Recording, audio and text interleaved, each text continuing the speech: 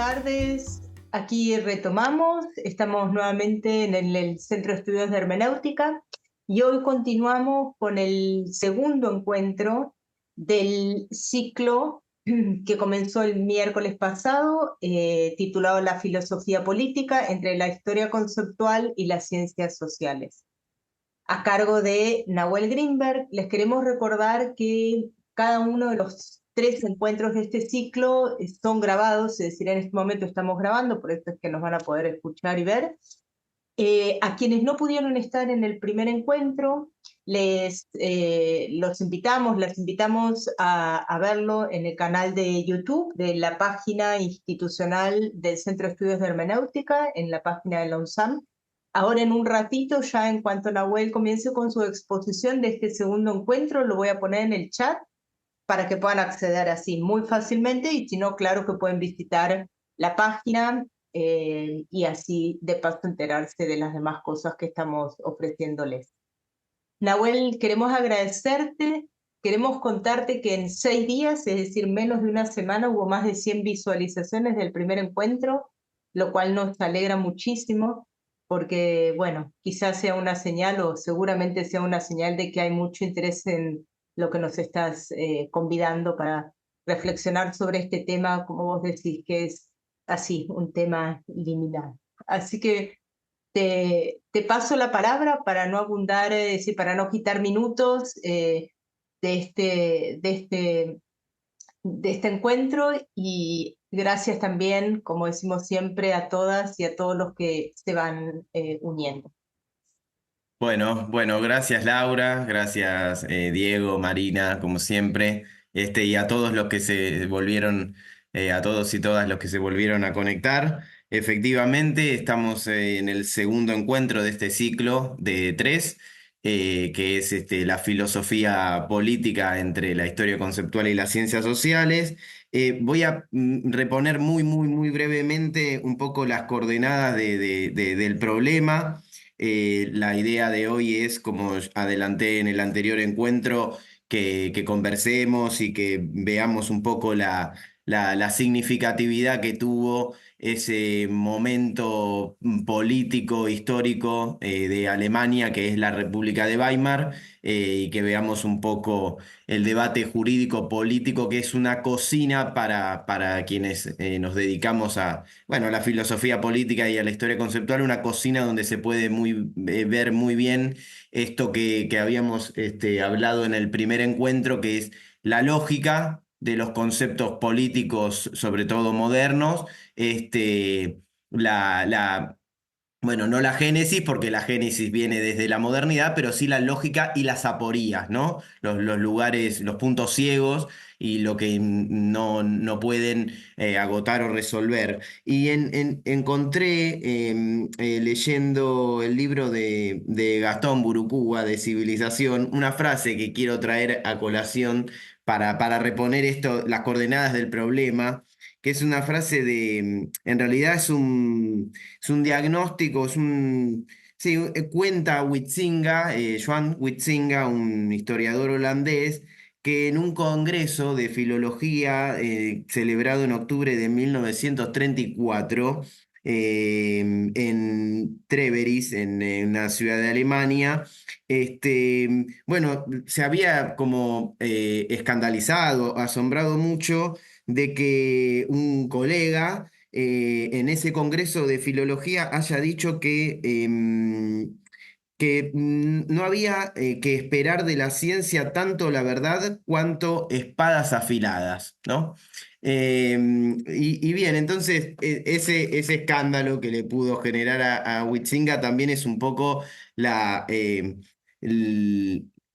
el temor que me da a mí claro, que esto que planteaba como las coordenadas del problema la clase pasada, que la ciencia política o el conocimiento sobre la política esté jalonado por estos dos extremos, ¿no? ¿Qué quiere decir esto? Que si aumenta su grado de cientificidad, de cientificidad se vuelve como neutral y objetiva, ¿sí? Desprovista de todo tipo de carga valorativa y también de un poco de asimilación de las circunstancias, de la existencia, de los intereses de los propios investigadores, o, ¿no?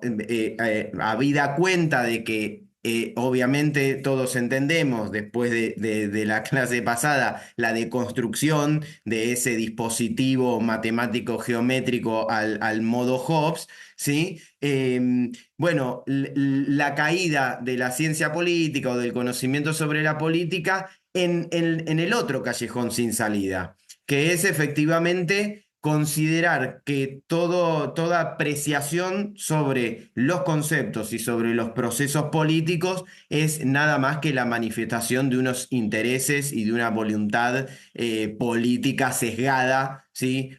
Hiperideologizada. ¿No? Que es un poco lo que resume esta frase, que no hay que esperar de la ciencia un aporte a la verdad, sino solamente espadas afiladas. Bien, entonces ese era el problema que planteamos la clase anterior y hicimos todo un recorrido crítico de la filosofía política moderna, bueno, en el cual tratamos de ver cómo el enfoque de la historia conceptual, tanto desde Padua, con Giuseppe Duso, o en Alemania con Reinhard Koselleck, y en Francia con Bruno Carcenti, invitaba a una problematización y a un intento de superación de esas aporías. Pero lo que yo prometí para hoy es que nos metiéramos un poco en el debate jurídico-político de Weimar, porque resulta ser que Weimar, y no solo por el debate teórico que contiene, sino por los problemas sustantivos que se abordaron y por la etapa histórica de la propia historia de Alemania, bueno, resulta ser que es un laboratorio muy interesante para pensar este asunto. Hoy, claro, no nos vamos a ir con la solución. La idea es presentar la solución o lo que yo encontré como modo de solución, obviamente no definitiva, pero sino como un modo de salida de muchas de las aporías de las que estuvimos hablando. Nos vamos a enterar de eso en el tercer encuentro, dejo eso para el final. Y hoy quiero poner los términos del debate, obviamente en dos juristas muy importantes, que son Hans Kelsen y Carl Schmitt, ¿no? Que polemizaron entre ellos, y también con quien vamos a ver en el encuentro que viene, que es para mí la posibilidad de salida de esta encerrona, que es Hermann Heller, el jurista socialdemócrata Hermann Heller. Entonces, un poquito de lo que significa Weimar en realidad históricamente, ¿no? Y para la tradición político-jurídica de Alemania. Bueno, indudablemente hay un rasgo característico de este momento, que es la crisis, ¿sí?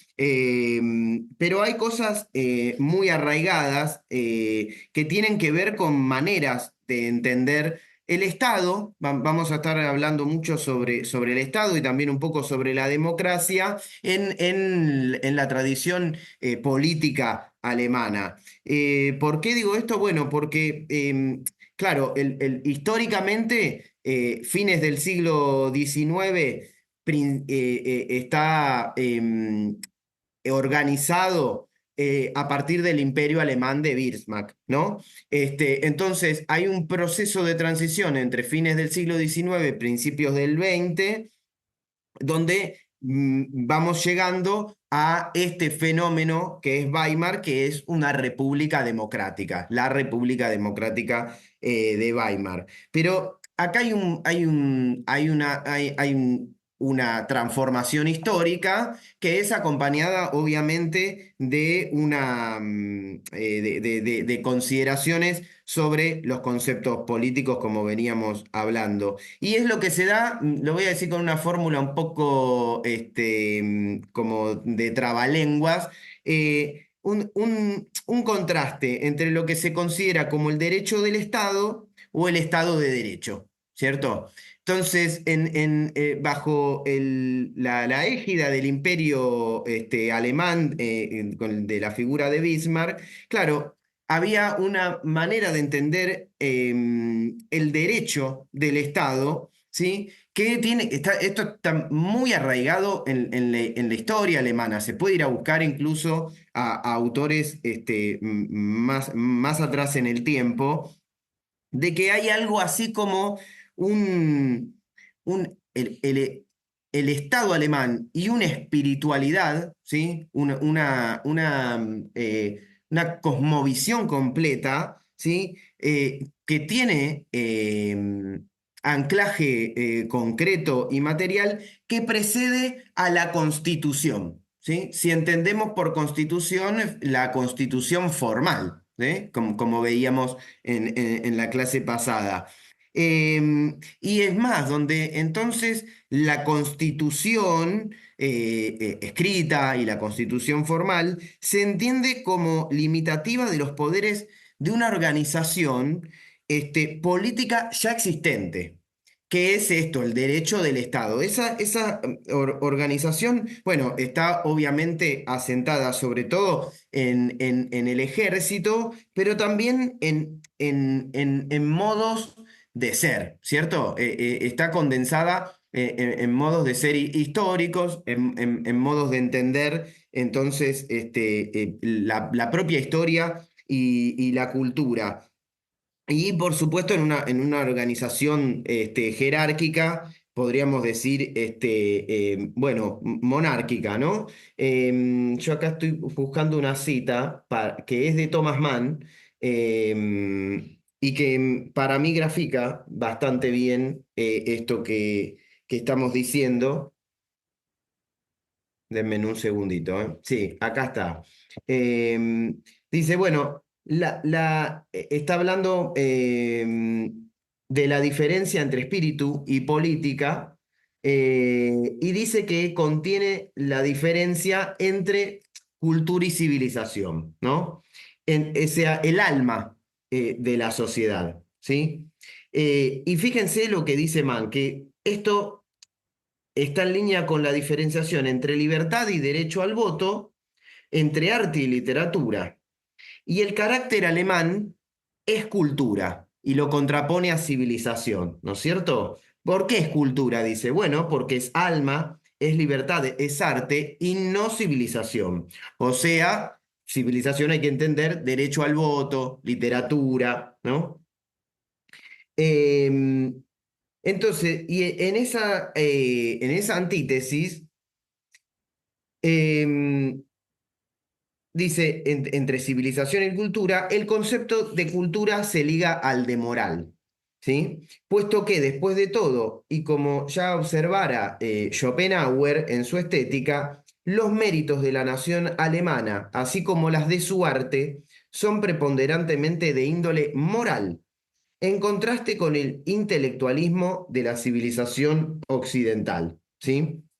Entonces, ¿por qué le quería traer esta cita? Porque esto nos habla como una especie de colocación de superioridad, algo que habíamos visto en el diagnóstico de Koselleck de los ilustrados respecto de la filosofía de la historia, y que en verdad ponen esta superioridad muy vinculada a la moralidad. Entonces, acá habría un espíritu superior, ¿sí? Una moralidad superior que está dando unidad, ¿sí? A la comunidad política, pero no a partir de una constitución escrita, sino de algo material y preexistente, de una organización que está identificada en algunas instituciones, ¿sí? Que representan este espíritu alemán, ¿sí?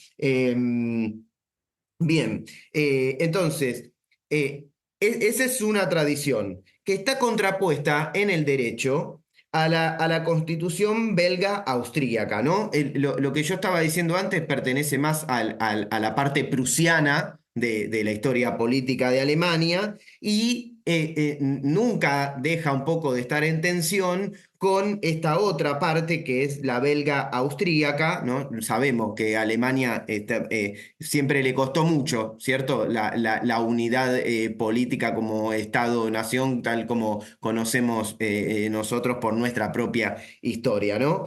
Y entonces ahí se da este contraste con las constituciones liberales típicas del siglo XIX, ¿sí? Donde, claro, este derecho del Estado es contrastado con lo que a nosotros tal vez nos suene más familiar, que es el Estado de Derecho, ¿sí? Y que pese a hacer un juego con las mismas palabras, dice prácticamente todo lo contrario, ¿sí? Con Estado de Derecho estamos haciendo énfasis no a esta unidad preexistente, anclada en una moralidad superior y en un espíritu tradicional, sino que estamos hablando de los límites precisamente a ese tipo de organización. Estamos hablando de las normas pensadas, razonadas, de un espíritu más, si ustedes quieren, cosmopolita, ¿sí? No un espíritu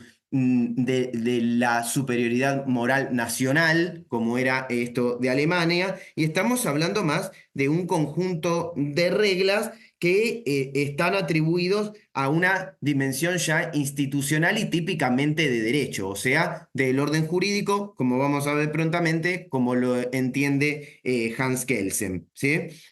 Bueno, de esa tensión es la que está o llega a una crisis en la que se empieza a provocar Weimar, ¿sí? Y Weimar es una novedad absoluta, entonces, en ese sentido, porque es de alguna manera la crítica de estas dos ideas a la vez. ¿Sí? O sea, la crítica de la superioridad del derecho del Estado o la crítica de su contraste en el Estado de Derecho al modo de la jurisprudencia positivista. ¿Sí? Bueno, ¿por qué? Bueno, porque el concepto de Estado y de democracia que pregona sobre todo la socialdemocracia en el periodo de Weimar, después de la Primera Guerra Mundial, es una crítica a estas dos ideas, ¿sí? Y a estas dos formas de organización efectiva también de la realidad política. Entonces, por el lado del Estado de Derecho es la discusión a que la igualdad ante la ley, ¿sí? Y la división de poderes sean, ¿sí? Lo que basta para la verdadera democratización y el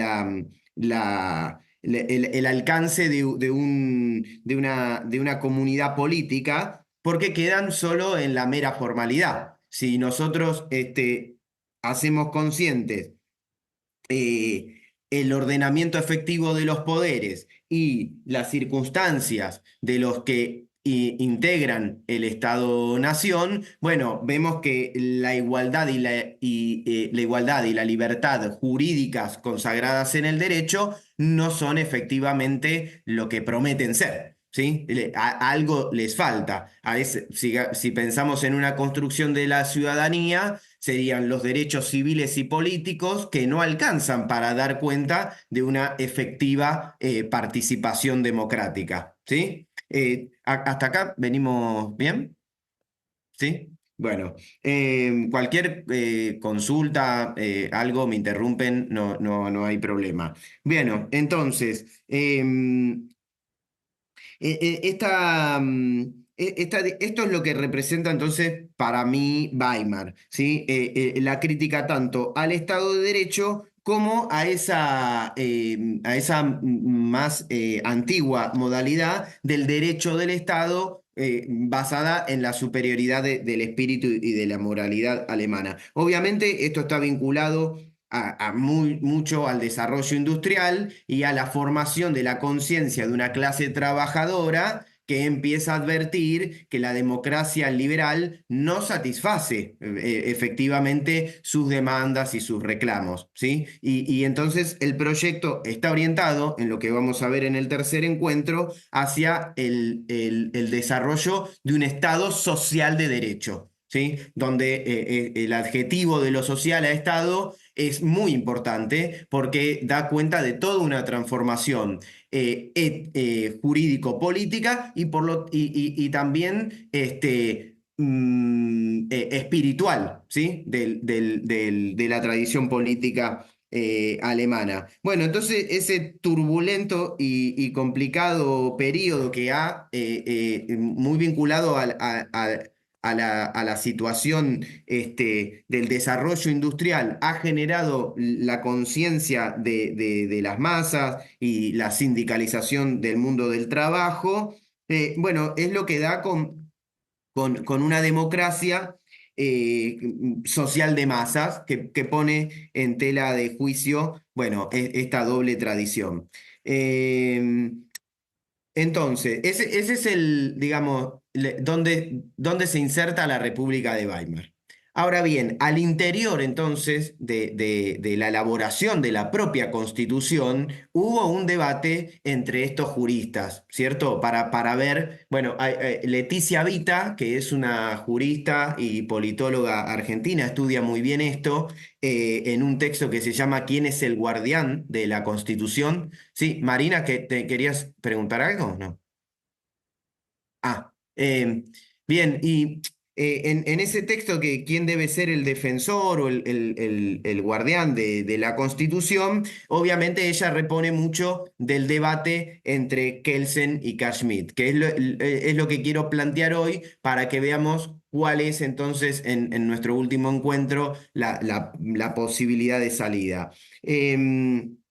Bueno, ¿qué representan Kelsen Smith y Smith en el contexto de Weimar? Bueno, esta polaridad de la que ya venimos hablando en el anterior encuentro, ¿sí? Textos que sintetizan muy bien toda esta historia por el lado de Kelsen en la teoría pura del derecho, sin dudas, ¿sí? Aunque también el texto que es justicia, hoy yo les voy a leer algunas citas sobre todo de ese texto. Y por el lado de Carl Schmitt, el concepto de lo político, sin duda, ¿sí? Y también algunos de los ensayos de sus escritos sobre la Constitución y también los análisis que ha hecho sobre el propio Hobbes, ¿no? En la teoría, de su teoría del Estado. Y un contraste entre, por un lado, el derecho y del otro lado, diríamos, el poder, ¿sí? El derecho, en el caso de Kelsen, subordinando al poder, y en el caso de Schmidt, bueno, eso es toda, en realidad es todo un debate al interior de la propia ciencia jurídica, porque uno tiene la tendencia a decir, bueno, al revés, el poder subordinando al derecho, pero en realidad, cuando uno se pone a estudiar a Carl Schmitt, en realidad es una reconceptualización de lo que es mismo el derecho, ¿sí? O sea que no sale del derecho, pasa que lo reconceptualiza.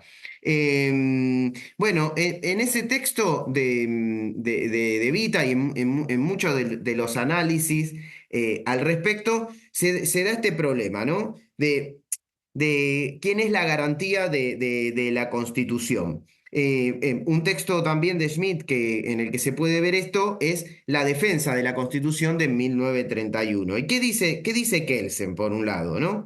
Bueno, dice que el control jurisdiccional de la Constitución es el mecanismo, ¿sí?, de revisión encomendado a un tribunal específico. O sea que la garantía de la Constitución es un tribunal, ¿cierto? Un tribunal especializado.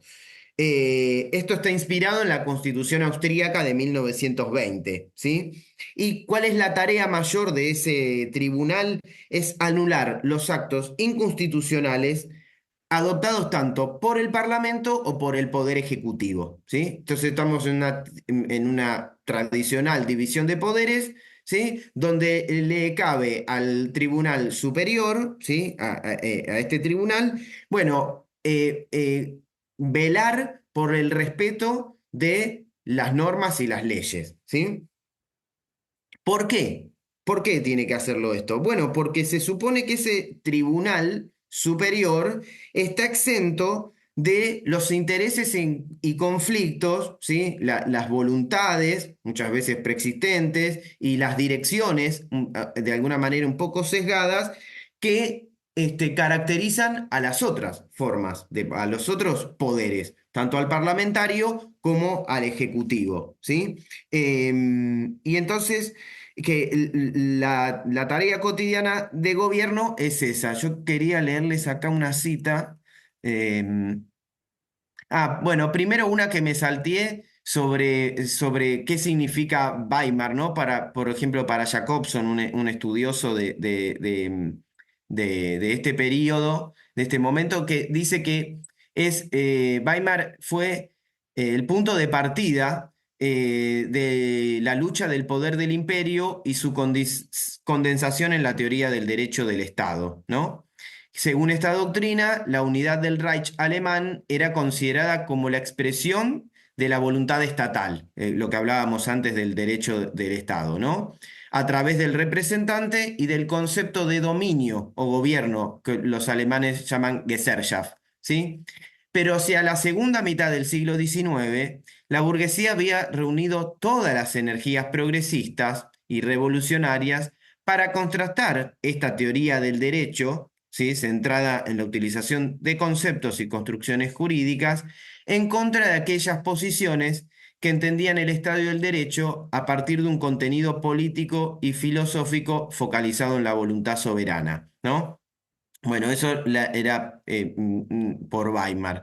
Pero de Kelsen yo les quería citar esta tarea de la Constitución, que se ve muy bien en su texto de la defensa de la Constitución y que dice, ¿no? ¿Quién debe ser el defensor de la Constitución? Kelsen nos dice, dado que la Constitución distribuye en sustancia el poder entre dos órganos, ¿sí?, Parlamento y Gobierno, en donde por gobierno debe entenderse al órgano compuesto por el jefe de Estado y por los ministros, ¿sí?, que refrendan sus actos, existe necesariamente, ya por ese mismo hecho, un antagonismo permanente entre el Parlamento y el Gobierno. Y el peligro de que la Constitución sea violada nace sobre todo de la posibilidad de que alguno de estos dos órganos sobrepase los límites que la Constitución ha consagrado. Por el hecho de que en los casos más importantes de violación a la Constitución, el Parlamento y el Gobierno son partes en causa. Resulta oportuno hacer decidir de esa controversia a un tercer órgano, que esté fuera de ese contraste y que sea del todo ajeno al ejercicio del poder que la Constitución reparte esencialmente entre el Parlamento y el gobierno, ¿sí? Bueno, acá me parece que queda más claro entonces este sentido, ¿sí?, de asignarle al tribunal una externalidad a los poderes y conflictos de los otros poderes, ¿sí? Y asignarles una capacidad de neutralidad como precisamente jueces de decisión entre las partes. Bueno, ¿por qué? La pregunta que uno podría hacerse es, sí, Laura. Sí, perdón que interrumpa. Tengo Sí, una no. duda que es por falta de repaso antes de venir hoy. La Constitución de Weimar, la del 19, Sí. ¿toma de alguna manera la del 871 o es una constitución? Es decir, ¿ahí hay una continuidad o la de Bismarck queda absolutamente de lado y se va a una constitución nueva en Weimar? Bueno, se trabaja por una constitución nueva, pero es verdad que quedan resabios de la Bismarckiana. Ah, ah, Por ejemplo, el artículo 48 sobre el estado de excepción, que eso es de lo más debatido. Ese es un resabio de la antigua ah, constitución, exactamente, ah. sí. Pero No es se verdad. declara no se declara, no hay ninguna declaración de dejar fuera de, ¿cómo se dice? Sin efecto, fuera Sí. de uso, no sé cómo decirlo, Claro, sí, sí, dejar sin vigencia, sin sin vigencia. vigencia la de Bismarck Eh, para no Es el está ese proyecto de acto. Máxima, pero no se logra. Tengamos en cuenta que Weimar es un proyecto bastante frustrado. No, sí, A, claro. a pesar de que hay mucho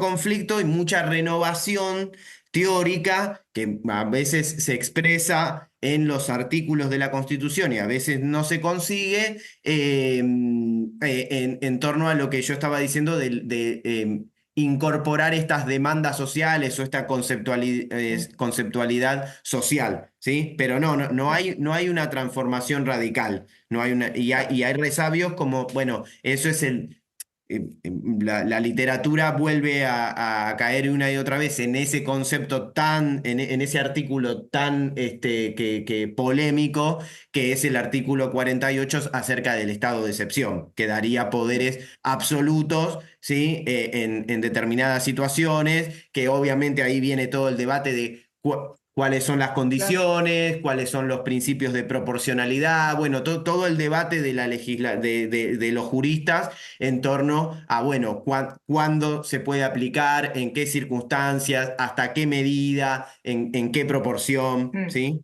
mm. Y perdón, Em, una última sí, pregunta muy puntual.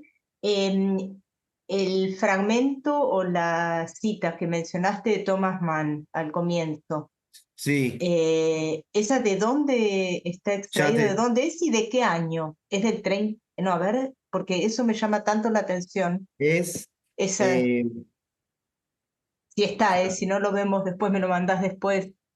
em, Si no, sí, después, no hay problema. dale, te lo mando después Sí. porque es en consideraciones de una político. Eh, Entonces me pareció que podía ser ahí. Está sí, bien. Sí. pero y me parece que, claro, no sé si fueron publicadas inmediatamente que él tomó esas Sí, no, no, notas, no está. Mm. pero el año No, no, lo te lo busco digo yo, no después. te preocupes. Lo busco, Está, pero quería saber si era de ese texto, porque bueno, claro. todavía esa diferencia entre cultura y civilizaciones, bueno, todo lo que estás exponiendo. Sí. Da, Bueno, gracias. entonces, no, por favor. Entonces, decía, retomo, ¿no? Y decía, ¿por qué? ¿Cuál es la justificación que Kelsen da para que le otorguemos efectivamente a este Tribunal Supremo la capacidad de discernir entre a esos actores que son parcializados, como son el Parlamento y el Poder Ejecutivo? Y eso tiene una razón eminentemente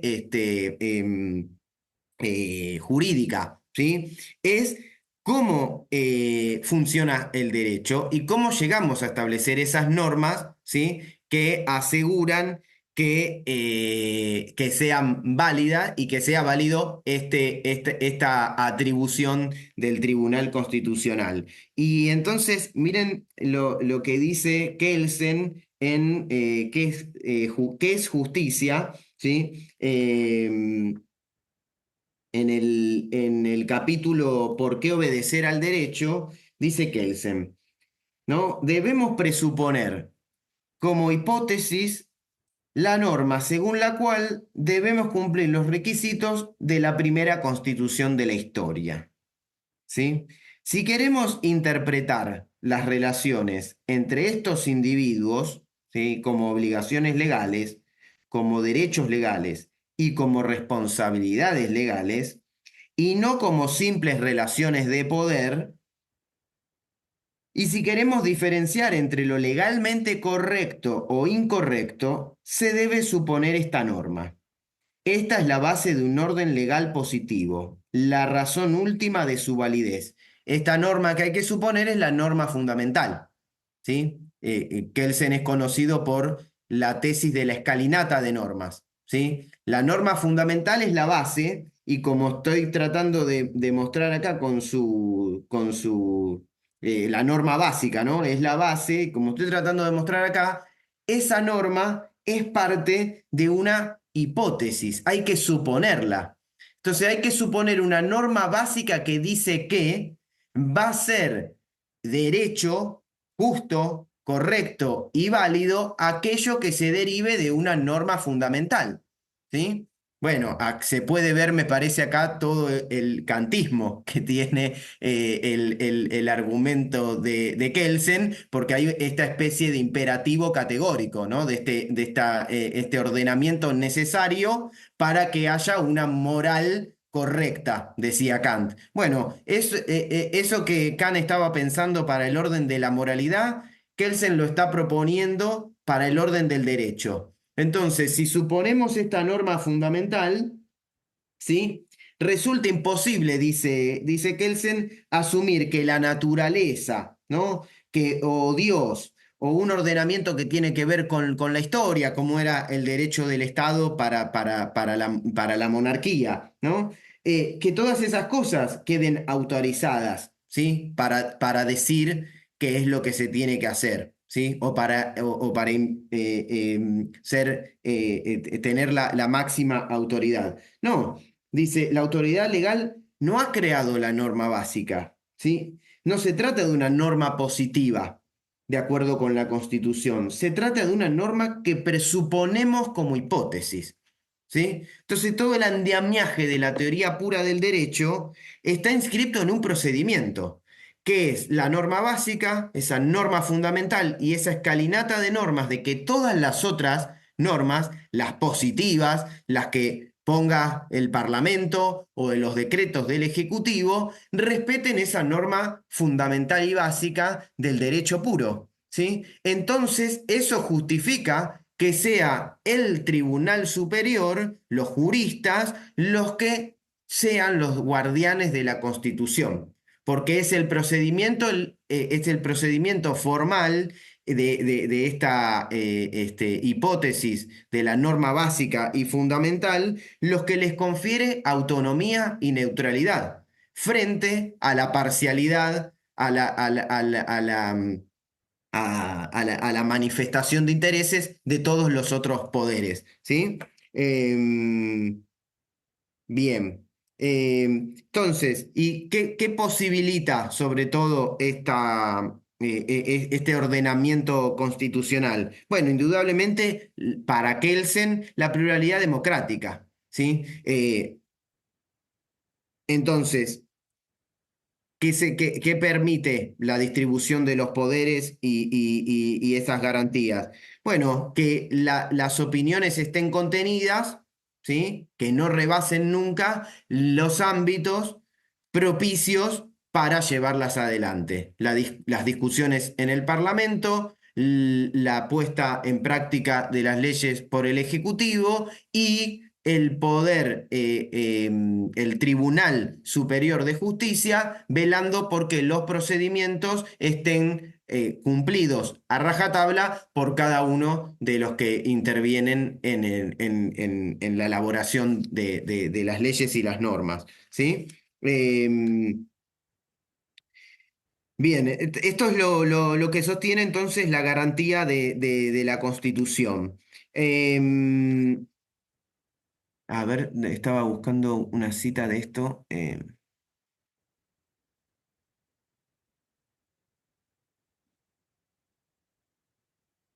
Bueno, entonces ahora podemos pasar a Carl Schmitt, ¿no? Em, ¿Por qué? ¿Qué va a decir Kashmir? Bueno, obviamente que esta interpretación pura del derecho, normativa, ¿sí? Que se deriva de un proceso, de un procedimiento prácticamente lógico, ¿sí? Y formal, como es esta escalinata de normas, bueno, va a ser muy criticado. Para él, eso puede funcionar en los periodos de normalidad, ¿sí? En los periodos de seguir la costumbre y la corriente, pero ¿qué pasa en los momentos como el de Weimar? ¿No? Que eso traté de decir al comienzo, que son movimientos catárticos de crisis donde todo se está poniendo en debate. Ahí podemos seguir pensando que el procedimiento va a garantizar la validez de las cosas. Bueno, para Schmidt claramente no, ¿cierto? Entonces pone en duda que la garantía de la Constitución sea solamente una función normativa neutral, ¿sí? Y va a decir no, la Constitución, si pensamos en como llaman los alemanes, Verfassung, ¿sí? La Constitución material es del orden de la política también. La política dice. Entonces, ¿qué es lo que... ¿A qué nos invita a pensar Schmitt? Es el contrario. Si ahora teníamos la teoría pura del derecho y la ciencia jurídica separada de todos los condicionamientos, de todos los pleitos, de todos los intereses y voluntades, bueno, Schmitt nos invita a problematizar y a incorporar esa dimensión, sobre todo la dimensión política, ¿sí? Entonces, una especie de politización del derecho, ¿sí? ¿Y dónde mejor se va a ver eso? Dice Smith, en la expresión de la unidad de un pueblo, ¿sí?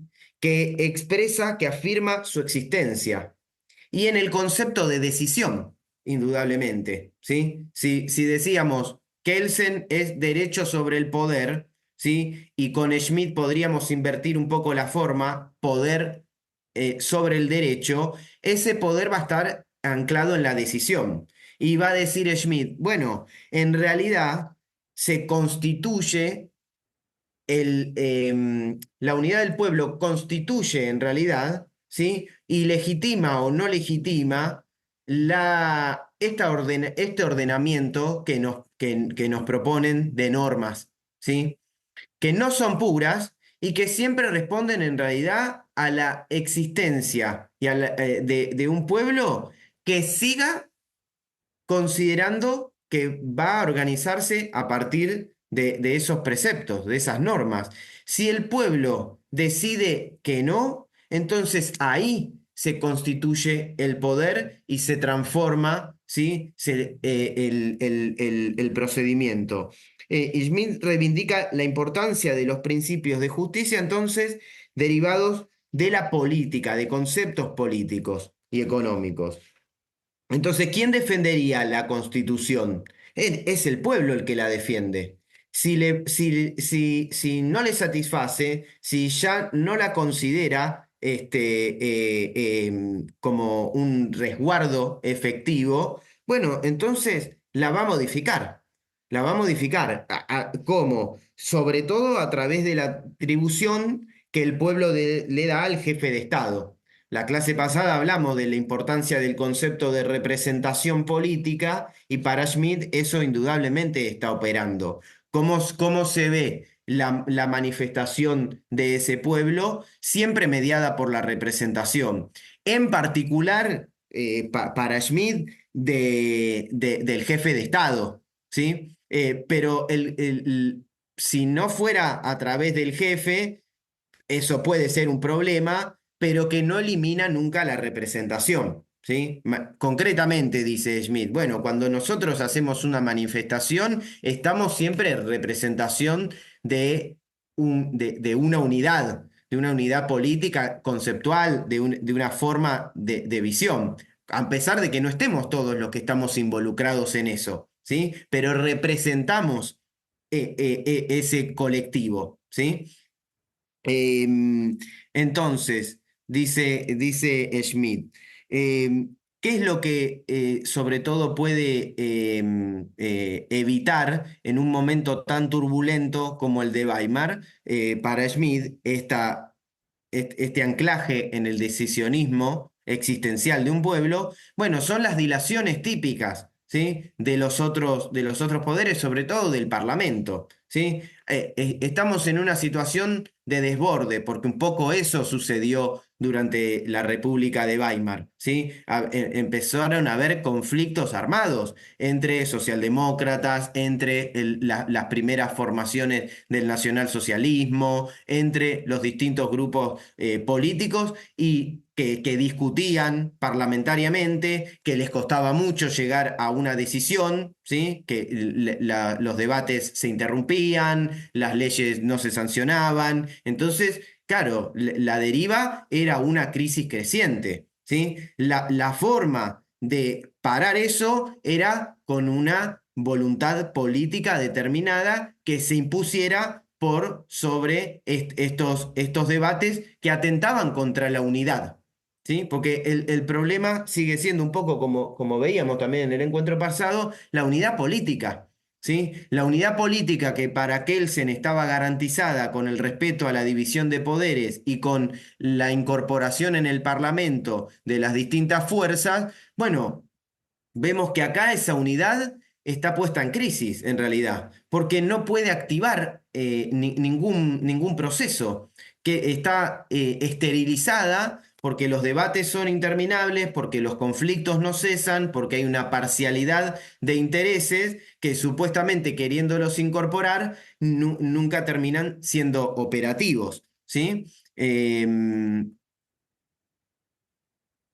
Quería leerles entonces un fragmento de Schmidt.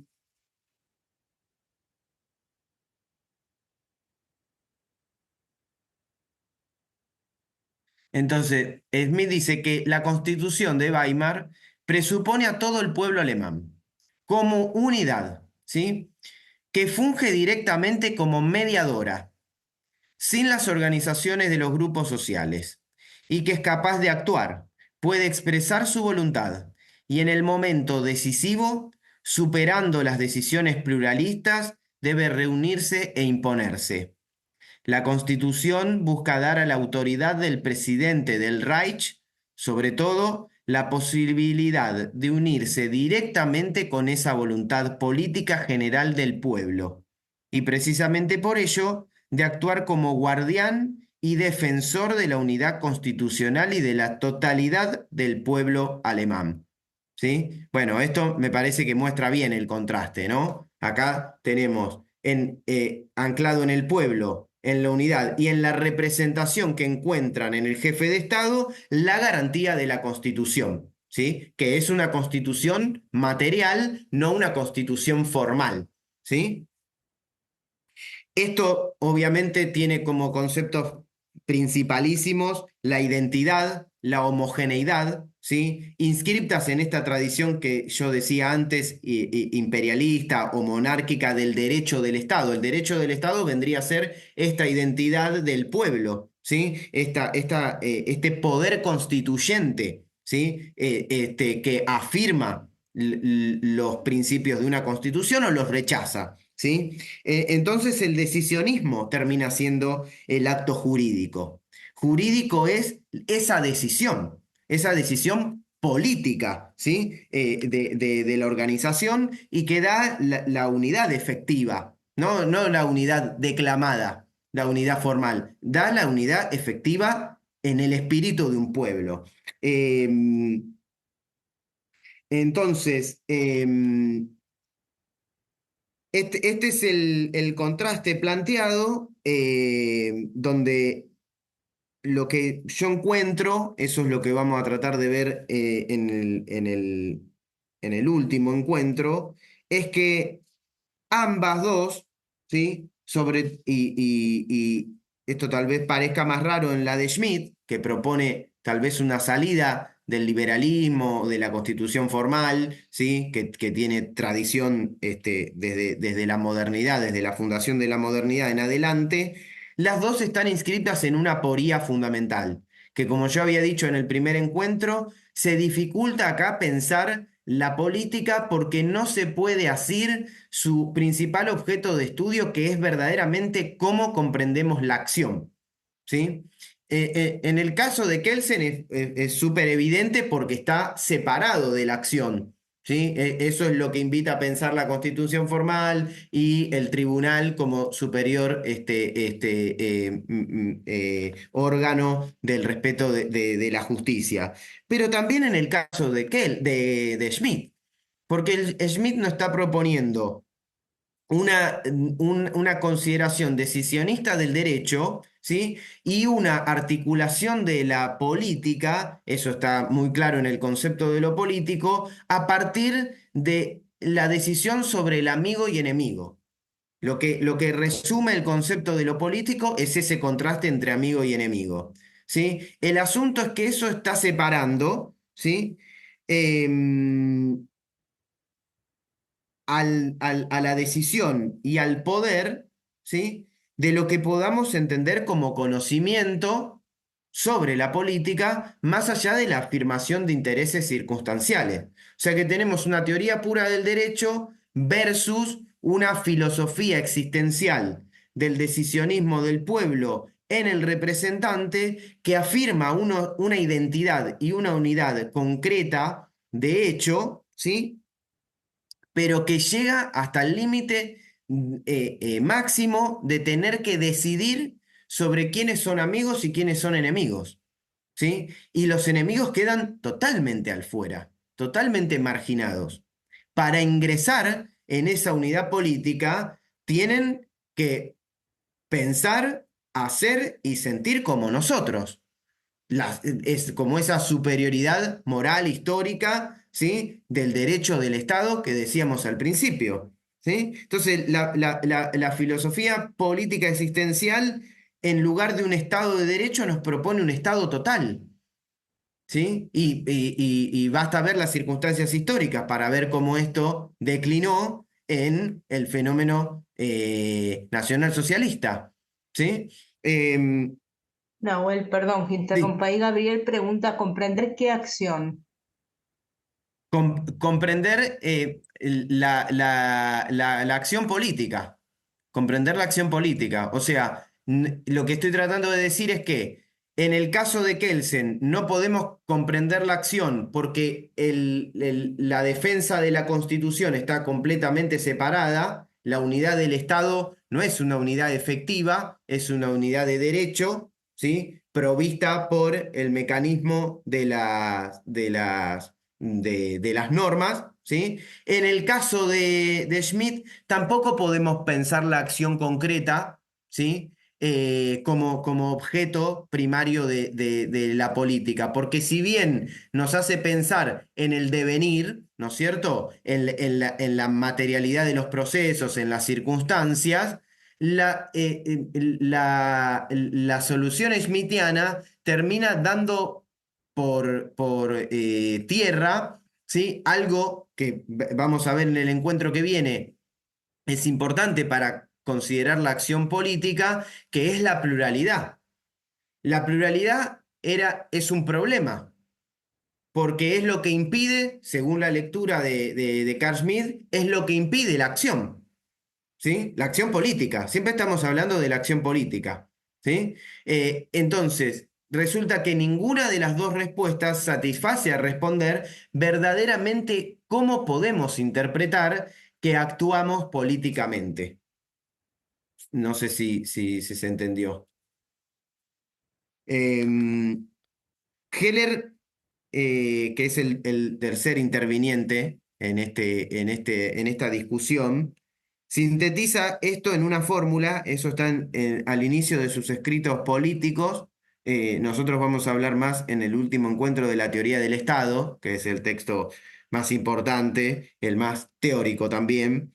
En escritos políticos, que son textos, es una compilación de distintos textos sobre el fascismo, sobre el socialismo, sobre el Estado de Derecho, sobre el Estado social de Derecho. El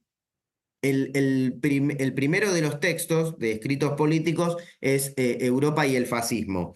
Y en ese texto, Heller diagnostica una crisis, ¿sí? Terminal para Europa y para la ciencia política, que es la crisis entre el Estado de Derecho y dictadura. ¿Sí? Así lee Heller esta controversia que les estoy planteando entre Hans Kelsen y Carl Schmitt, ¿sí? Es la política pensada o a partir del derecho formal, el Estado de Derecho y la teoría pura del derecho en Kelsen, o del otro lado, pensada a partir de la filosofía política existencial de Carl Schmitt en el Estado total, que es un Estado corporativo. Es el Estado que se constituye a partir de la afirmación de la unidad de un pueblo, ¿sí? Entonces, en ambos casos, en una la unidad es completamente abstracta, en la otra la unidad quiere ser concreta, ¿sí? Pero en ese espíritu de anclarse a la circunstancia, barre con todo lo demás, con todo lo que no se identifique ni sea identitario con la afirmación de intereses de ese grupo. ¿Sí? Entonces el diagnóstico va a ser que entonces la política puede ser pensada como solamente como establecer límites a un poder, en el caso de Kelsen, ¿no? Establecer límites a través de la división de poderes o garantizar el poder de un pueblo a partir de una representación autoritaria, a partir del Estado total. ¿Sí? Eso es la controversia entre Estado de Derecho y dictadura. Ambas no pueden pensar precisamente lo, lo, lo, lo, lo más interesante y el objeto primordial de la política, que es la acción y que es el devenir también un poco. ¿Sí? Porque en Kelsen estamos separados completamente de las circunstancias históricas, ¿sí? En Schmidt estamos inmersos totalmente en esas circunstancias a punto tal que lo jurídico pasa a ser esa decisión política, existencial, de la afirmación de unos intereses corporativos. ¿Sí? ¿Y cómo pensamos entonces la pluralidad? ¿Cómo pensamos entonces una unidad, ¿sí? Que supere esos dos unilateralismos? Eso es lo que no podemos pensar. ¿Y cómo pensamos en un devenir que no sea completamente azaroso? ¿Sí? Porque las circunstancias y esa identificación y unidad del pueblo pueden cambiar.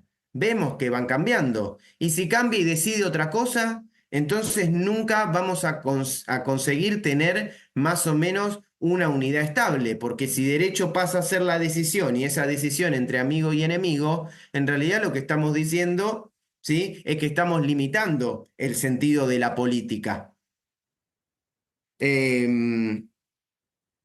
¿Por qué estamos haciendo eso? Dice, va a decir Heller, y con esto ya voy a ir terminando.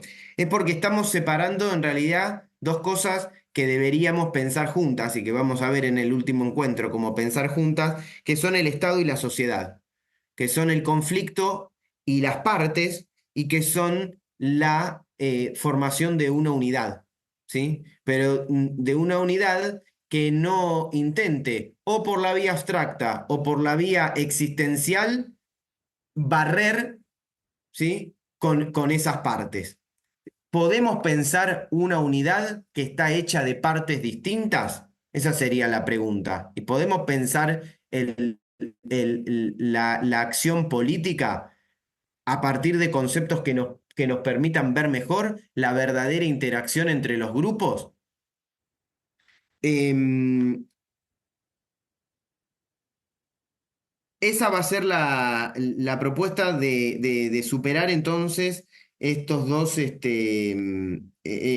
estas dos variantes patológicas, ¿no? De la ciencia política, eh, que Heller va a tratar de superar, incorporando también otras modalidades de saber, ¿sí? Porque en este triángulo la tríada se completa con, dijimos, en un polo del triángulo tenemos a Kelsen y la teoría pura, o sea, un conocimiento solamente formal, jurídico sobre la política y el Estado. Del otro lado tenemos, ¿sí? Por contraste a esa abstracción y a esa neutralidad desanclada de los procesos, la afirmación político-existencial de un pueblo a la manera de Schmitt, ¿sí? Entonces tenemos filosofía política existencial contrapuesta a derecho puro. La propuesta de Heller va a ser, ¿qué pasa si incorporamos un nuevo saber a la política, que es el de la sociología?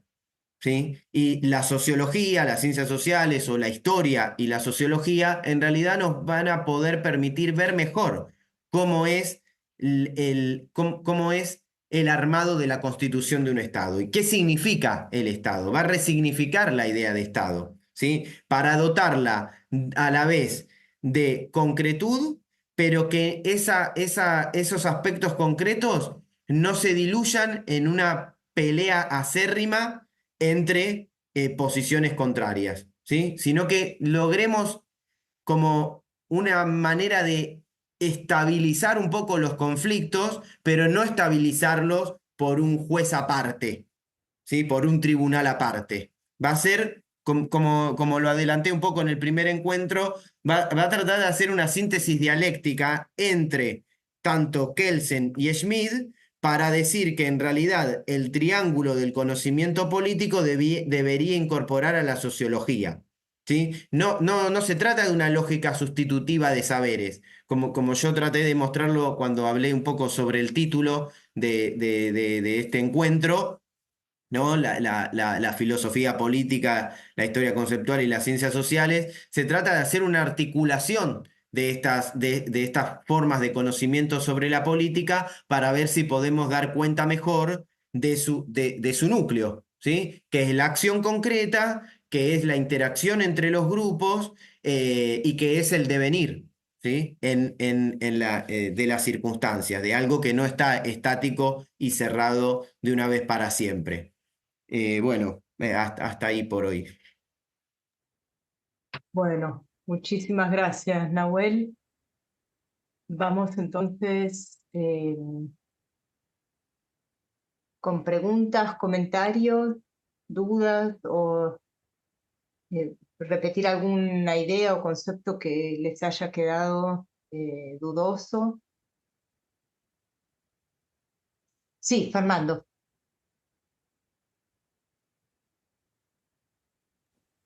Bueno, lo primero, Nahuel, pues muchísimas felicidades. Ya te dije que yo tenía mucho interés en esta parte y por supuesto no, no me has decepcionado.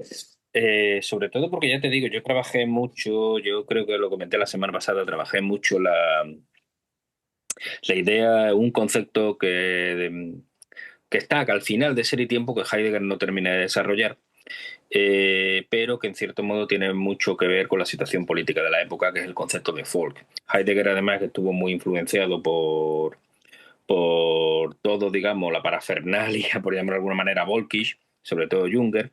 También Smith, pero con Smith tuvo sus más y sus menos. Pero bueno, no voy a entrar ahí porque precisamente no voy a hablar de Heidegger, pero sí a propósito de Heidegger, sí estuve trabajando un tema que me pareció muy interesante.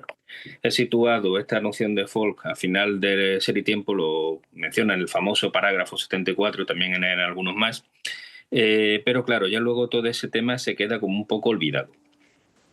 Sin embargo, son los años en los que Heidegger se está dedicándose a confrontar con todo lo que supone la República de Weimar. Y gran parte de esa confrontación tiene que ver un poco con la lectura que a su juicio se ha hecho de Kant, a quien tú has mencionado. Has mencionado cómo, lo voy a decir literalmente porque además tomé la nota, disculpa un segundito. Sí, sí, sí. Eh, lo has mencionado porque, bueno, eso, a partir de Kelsen, que precisamente Heidegger en cierto modo también estaría en contra de Kelsen, sobre, a propósito del kantismo que está latente en Kelsen como una moralidad en tanto que deber ser. Yo aparte de eso sí quería también comentar que, bueno, toda esta lucha que tiene Heidegger contra el kantismo lo tiene precisamente a través de una confrontación que es bastante famosa, que es la confrontación que tiene con Cassirer en 1929 en Davos. Pero es que en ese mismo lugar, en Davos, poco antes, bueno, perdón, no es en Davos, pero sí poco antes del Congreso de Davos, Cassirer da una conferencia sobre la Constitución de Weimar. La Constitución de Weimar, que como sabemos está considerada para los alemanes de la época pues como algo que, como tú mismo has dicho, que no es un producto meramente alemán, sino que es una imposición de fuera, de unas democracias o de unas constituciones liberales que nada tienen que ver con el propio espíritu alemán. Sin embargo, y eso es lo que a donde voy, que sí me gustaría que si comentaras un poquito del tema, es que Cassirer señala en esa conferencia que esa constitución de Weimar, que Weimar sí tiene un cierto sentido de lo alemán, o que sí es algo propio del pueblo alemán, que él incluso llega a remontar, el extremo a lo que remonta es Leibniz. Lo que pasa es que, por supuesto, sí tiene que ver, y en este aspecto sí creo que ahí hay una cuestión que es a lo que voy. Él lo remonta a Leibniz, al que dice precedente de la Ilustración, y después de Leibniz viene Wolff y viene sobre todo Kant. De Kant aprende los franceses por un lado y también los americanos de Jefferson. Claro, luego todo eso vuelve a Alemania en forma de la Constitución de Weimar. Pero la idea es si en cierto modo no puede latir ahí un cierto espíritu ilustrado en esa Constitución, precisamente a partir de las ideas. Yo en ese aspecto sí creo que la Constitución como tal, siguiendo a Cassirer, sí tiene un aspecto ilustrado, pero no como la moral y como en Kelsen con la moralidad, con el deber ser, sino con la idea fundamental de toda la Ilustración, que es la idea de progreso. Entre otras cosas porque se aspira, a diferencia de las hipótesis de mirar la Constitución como algo que no está imbricado en la tradición de Alemania, sino mirar en algo con vistas al futuro. No es lo que ha sido el pueblo alemán, sino lo que debe ser. No sé si en cierto modo podría estar ahí esa idea latente de todo esto, que creo que puede ser que Heller sí la retome. Bueno, sí, indudablemente. Mira, no conocía lo de la conferencia de Cassirer, lo voy a mirar. Yo creo que de lo que dijiste, bueno, como me parece que lo más importante es entender que efectivamente se trata de un debate y si pensamos, o sea, dijiste cosas muy interesantes.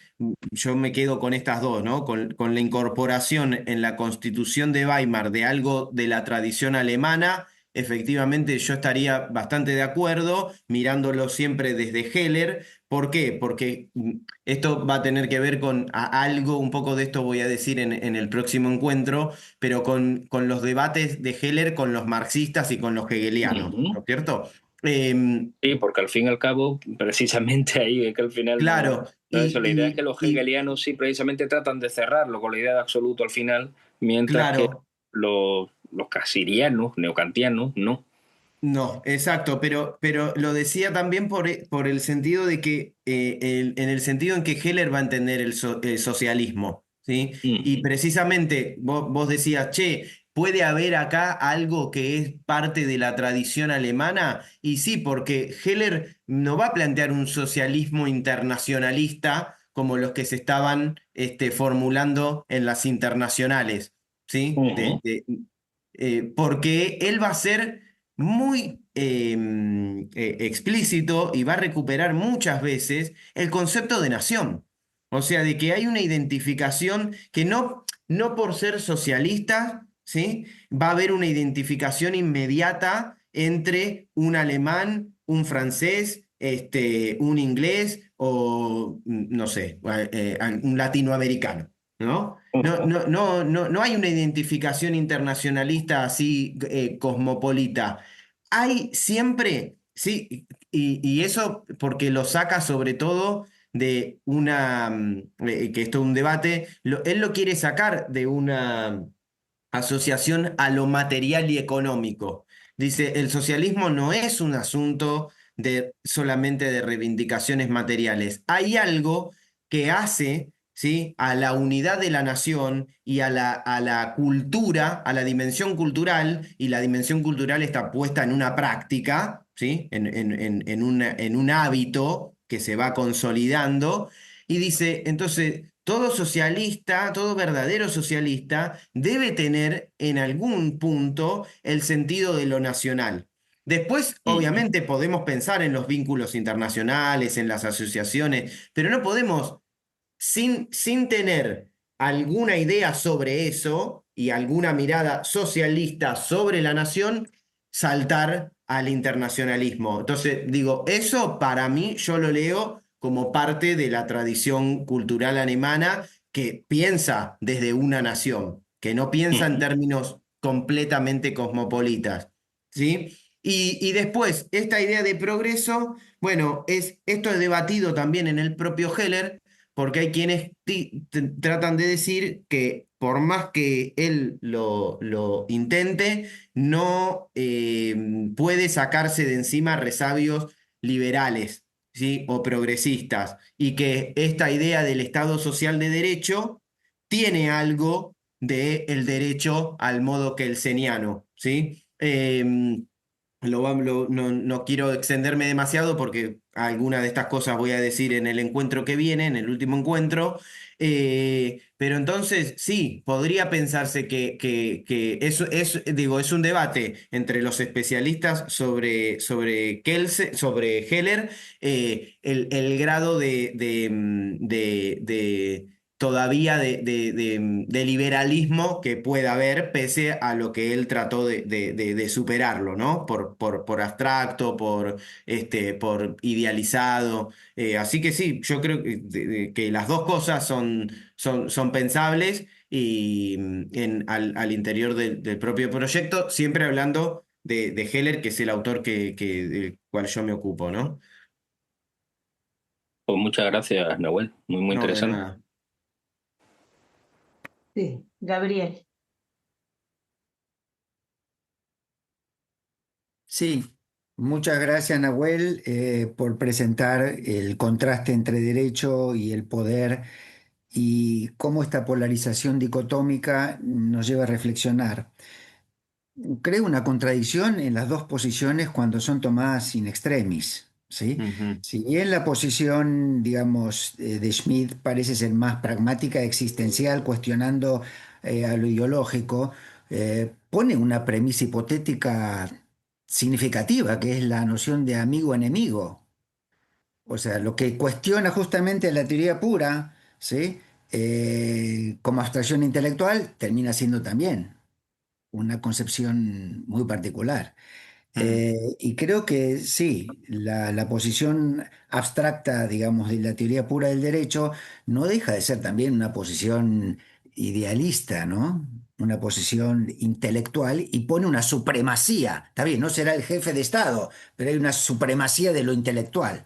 No sé si me explico. Sí, totalmente, totalmente. Por eso yo decía que mucho del problema acá está en lo que vamos a tratar en lo que voy a tratar de que veamos con Heller, en el unilateralismo de estas posiciones. Y como vos decís, Gabriel, extremando las posiciones, ¿no? Pero que ese extremo no está solamente en los debates teóricos. Ese extremo ocurrió en las circunstancias del siglo XX, en el fascismo, en el nacionalsocialismo. O sea que por eso la preocupación de Heller era, che, Europa está en una crisis de la cual le va a costar mucho salir si no puede superar esta alternancia o estas dos alternativas que son el Estado de Derecho o la dictadura.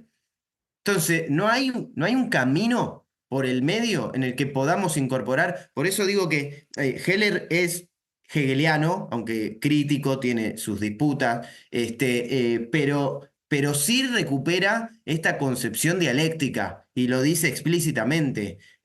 Hacia donde deberíamos ir es hacia una concepción dialéctica que incorpore frente el idealismo puro, incorpore las circunstancias, pero que tampoco se deje arrastrar por ellas. Porque en este contraste, amigo y enemigo, que puede ir cambiando, ¿sí? De sujetos, dice, bueno, claro, entonces estamos en un punto ciego, en un punto sin salida, porque no podemos pensar, ¿sí? Cosas, las cosas en realidad más propias de lo que ocurren. Hay una pretensión también desde con el saber estar más cerca de lo que efectivamente pasa. Y lo que efectivamente pasa no es ni que hay instituciones o actores absolutamente neutrales, que están ni los ilustrados, ni los jueces, ni los políticos, eso no pasa, están inmiscuidos, son parte, ¿sí? El Estado muchas veces es parte, porque eso tiene que ver también cómo lo consideremos y cómo se constituya, pero tampoco podemos pensar que en la medida en que somos parte, lo único que nos queda por hacer es determinar quiénes son los buenos y los malos, quiénes están en el lado correcto, quién es en el lado incorrecto. ¿Por qué? Y bueno, porque esto, pensándolo ya no políticamente, sino epistemológicamente, es como si todo el tiempo estuviéramos dividiendo saber y existencia, ¿sí? Lo que sabemos no coincide con lo que vivimos, ¿sí? O lo que vivimos supera todo el tiempo a lo que sabemos y entonces no podemos interpretar lo que nos pasa, interpretar la política la acción política, como yo decía antes, en este sentido. ¿Cómo es verdaderamente nuestro camino hacia la unidad política? ¿Cómo es nuestro camino efectivo, ¿sí? De que estamos organizados a partir de un Estado-nación? Bueno, para Heller, ninguna de las otras dos posiciones al extremo dan cuenta verdaderamente efectiva de cómo suceden las cosas.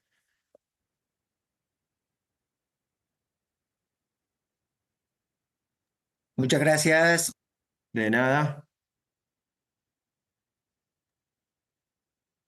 Nahuel, muy breve. A mí me interesa siempre cómo acercar un periodo que en la propia historia alemana fue dejado de lado, que es el romanticismo temprano, que justamente es ese movimiento de 1793-94 a 1802, donde se plantea esa paneuropeización, y que bueno, gracias a la valoración y la desvalorización que hizo Hegel de este movimiento de Novalis, los Schlegel, bueno, se da por tierra, es decir, queda como un agujero negro, queda como un paréntesis, y es ahí donde lo que se proponía era justamente ese cosmopolitismo. Bueno, ellos lo proponen a través de ese programa de la poesía universal progresiva, con el rol de la traducción, que es traducir a Cervantes, traducir a Shakespeare, es decir,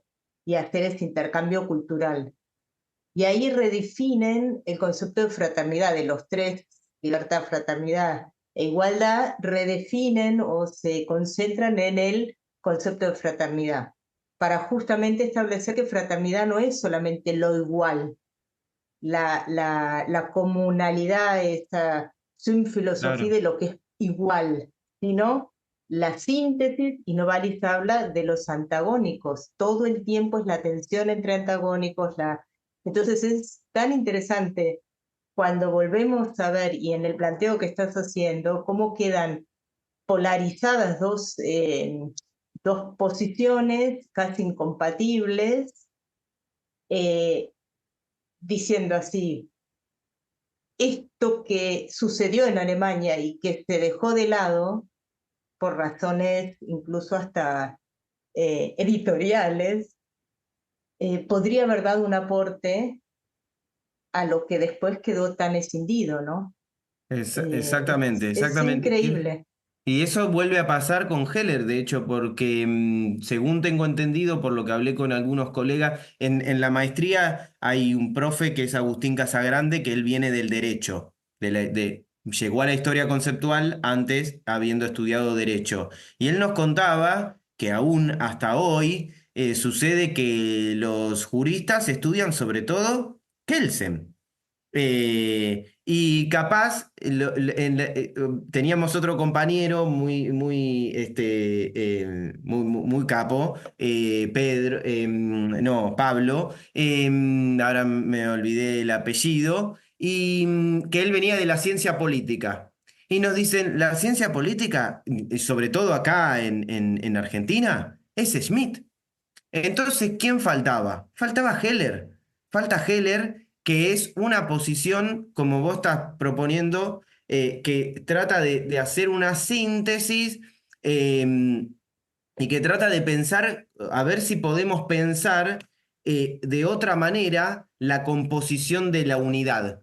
Porque pareciera que o la unidad la conformamos de manera abstracta o la imponemos. pero siempre nos olvidamos de que, o no podemos pensar que haya una unidad compuesta de partes que, como vos decís, no se identifican, pero se reconocen.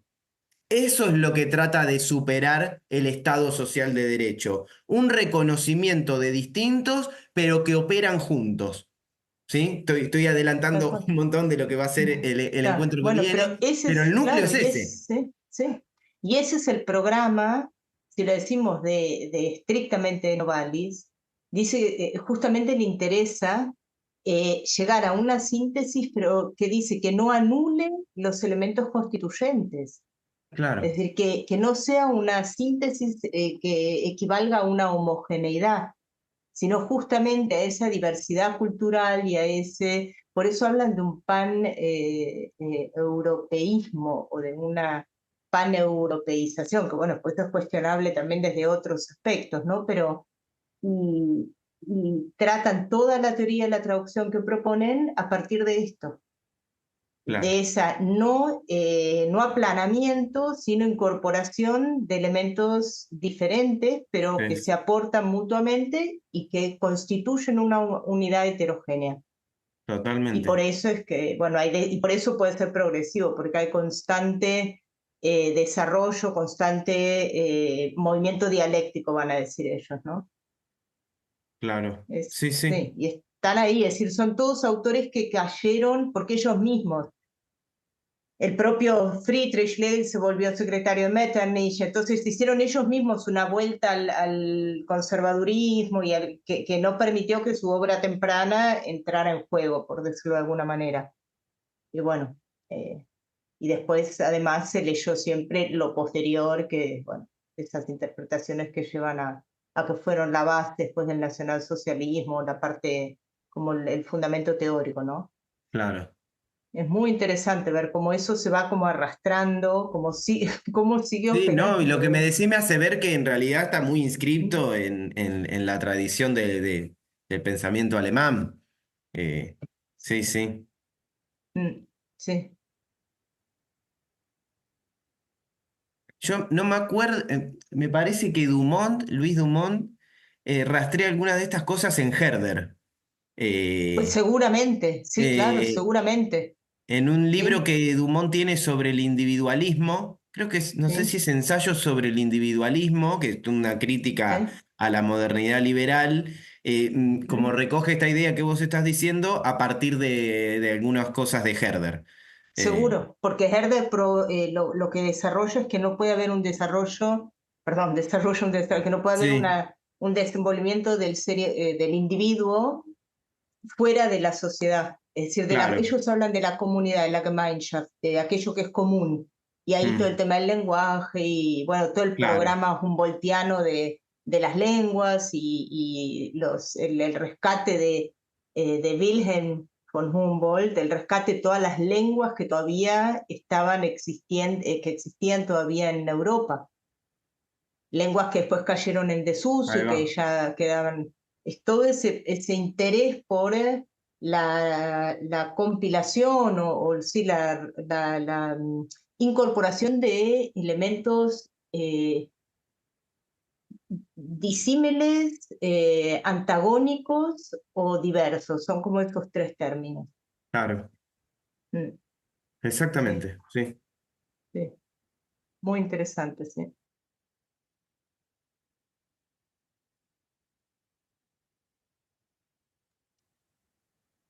Bueno, ¿alguien más?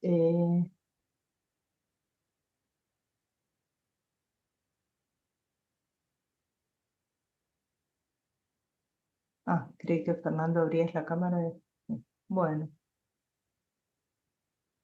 Nahuel, y después si, nada, en algún momento más adelante, mm, me pasás si tenés algo, te pido si tenés algunas otras lecturas o referencias de a Thomas Mann, o no sé si está en el libro de Burukua, porque esto Está, en el también libro es. de Curicúa está, sí, sí, Bueno, está, sí, está. Ujú. Nos referimos al libro que se titula Civilización, un sí, libro, historia de un concepto. sí, Sí, sí, un libro monumental en todo sentido. Bueno, sí, monumental, la verdad. Es abrumador, es interesantísimo, escribe muy bien Gastón, Sí, pero es abrumador. Bueno, al modo de los que le gustan a él. Yo cuando di con Brodel, que es el otro que piensa mucho el concepto de civilización, también vos tomás el libro y es muy grande y pasa por todas las civilizaciones. O sea, sí. América, Asia, Europa, oriental, occidental, todo, todo, todo, todo, todo. Y con un nivel de detalle que No, vos decís, no, no, no, no se, no se entiende cómo puede ¿cómo se ser puede? posible. Sí. Bueno, y solamente hasta por las dudas que alguien todavía levante la mano o algo, solo agregar que este movimiento romántico hasta incluye el Oriente, a tal punto, Ah, mira, sí, porque traducen todo lo que tiene que ver con el mundo del Bhagavad y bueno, del Gita y hacen toda esa incorporación de Oriente, porque dicen que si no, no puede haber auténticos antagónicos. claro. Claro, lo que pasa es que cuesta llegar porque no han servido para muchos fines histórico-políticos, ¿no es cierto? Es Siempre insisto en esto, se asustaron de lo propio que plantearon en ese primer periodo. Sí, Se vieron frente a un abismo del cual dijeron, no, nos vamos mejor para lo conocido y nos desdecimos. sí, totalmente. Sí.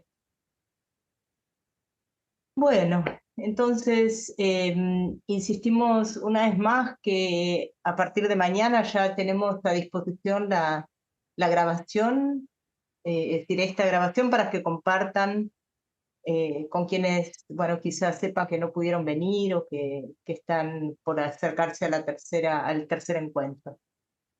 Muchas gracias, Nahuel, y Bueno, realmente gracias muy, a muy todos y interesante. todas Gracias, gracias. Chao, y nos gracias. vemos el próximo jueves. Hasta el próximo Chao, jueves. chao. Chao. Chao, Chao, buenas chao. noches, Fernando, allá. Chao, chao.